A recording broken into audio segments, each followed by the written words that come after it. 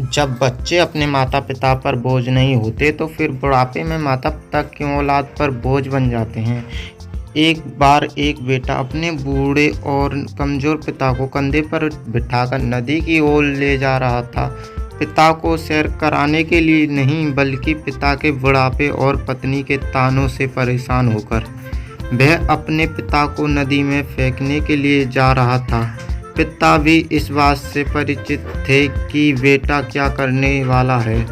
जब नदी का किनारा आया तो उसने अपने पिता को अपने कंधे से नीचे उतार दिया। पिता ने अपने बेटे से कहा, बेटा मुझे नदी में बीचों बीच फेंकना, किनारे पर मत फेंकना। बेटा आश्चर्यचकित होकर पिता को देखने लगा और पिता से पूछने लगा, क्यों बीचों बीच, क्यों किनारे पर, क्यों नहीं। पिता ने जो कहा वह सुनकर बेटे का सर चकरा गया। पिता ने कहा कि मैंने भी अपने पिता को नदी के बीचों बीच ही फेंका था। इतना सुनते ही बेटा रो पड़ा और अपने पिता को फिर से कंधे पर बिठाकर अपने घर की ओर चल पड़ा कि मेरे पिता ने अपने माता पिता को नहीं नदी में फेंका था, इसलिए मैं भी उनको नदी में फेंकने के लिए आ गया। और अगर आज मैं अपने पिता को नदी में फेंक दूंगा तो कल मेरा बेटा भी मुझे नदी में फेंक देगा।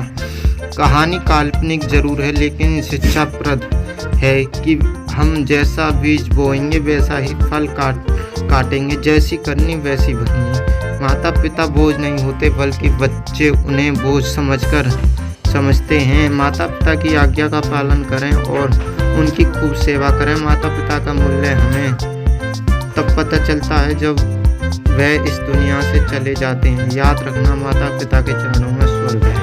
माता पिता के लिए एक लाइक तो बनता है और चैनल को सब्सक्राइब जरूर करें।